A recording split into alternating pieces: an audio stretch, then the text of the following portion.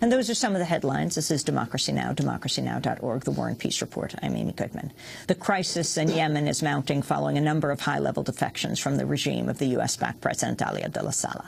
On Monday, a dozen top military leaders announced their allegiance to the protest movement after 2 months of nationwide demonstrations. Saleh labeled the defections an attempted coup against him that will lead to a bloody civil war. Saleh offered to step down as president by the end of the year, repeating a similar offer he made last month.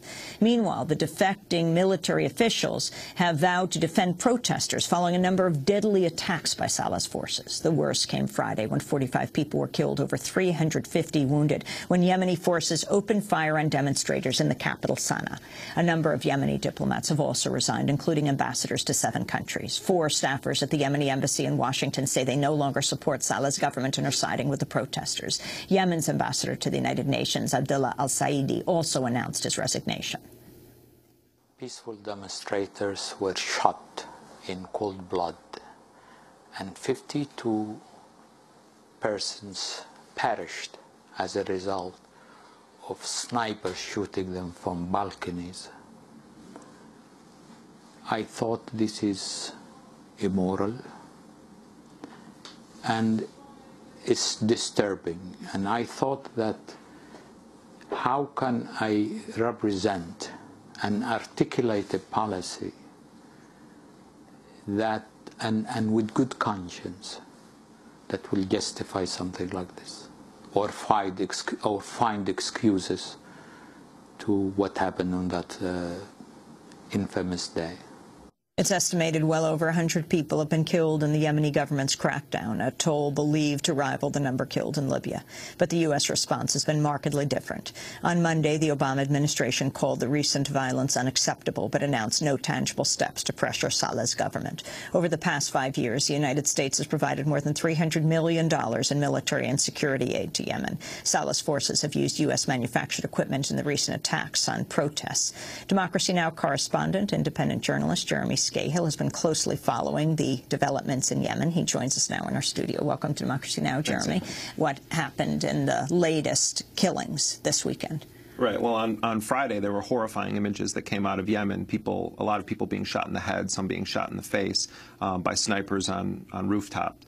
I want to say just at the onset that Ali Abudullah Saleh, who's ruled Yemen for 30 years, he very well may be finished. This has been a largely or overwhelmingly nonviolent insurrection against him.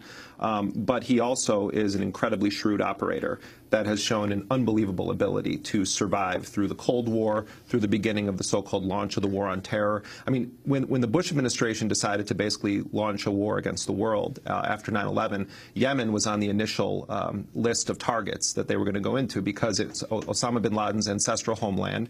There is a known al-Qaeda presence in Yemen. It was a place where the lawless tribal regions of Yemen, which is most of the country, provided fertile ground for al-Qaeda to have training camps and other things. So Ali Abudullah Saleh, the president of Yemen, one of the first things he did after 9/11 was make arrangements to come to Washington, and he met with President Bush, with the CIA director George Tenet, with Dick Cheney, with the head of the FBI, and he basically said to the Bush administration, we're going to give you full access to Yemen's territories to conduct counter-terrorist operations. And, you know, they essentially hatched a plot where Yemen would extract funding for its own military out of the Bush administration in return for the Bush administration being able to conduct counter-terrorist operations inside of Yemen, including the killing of Yemeni citizens. In November of 2002, the CIA and the U.S. military's Joint Special Operations Command launched a drone strike in the Marib region of Yemen,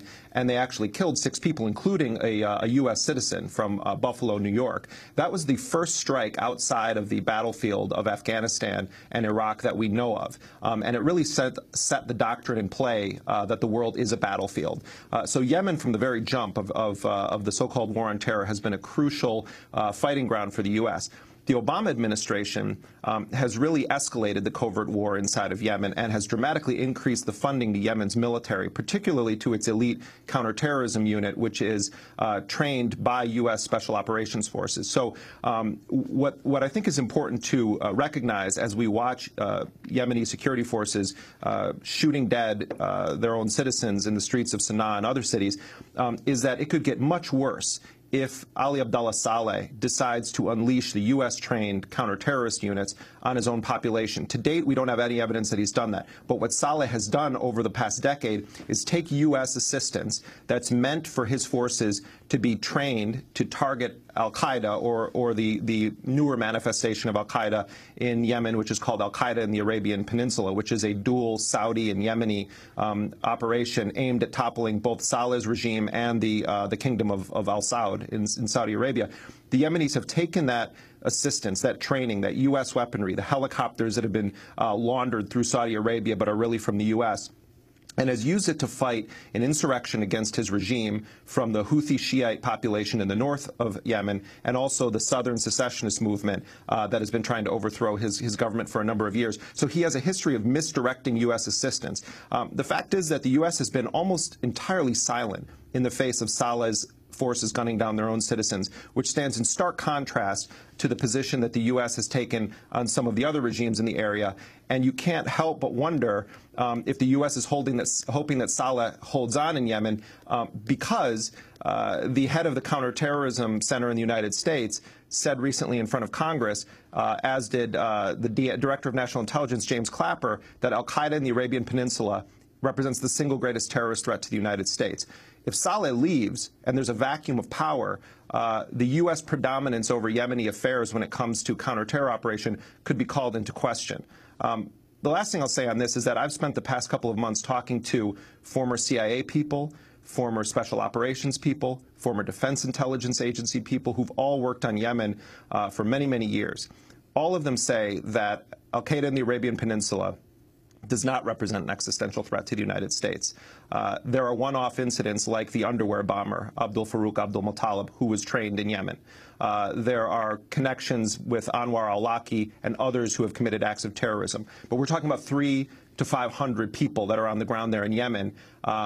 So it's sort of like you use not just a sledgehammer to conduct an operation that should be done with a scalpel, but you actually use like a howitzer, to conduct these operations. And the U.S. has forces on the ground in Yemen that have been directly killing people in unilateral operations.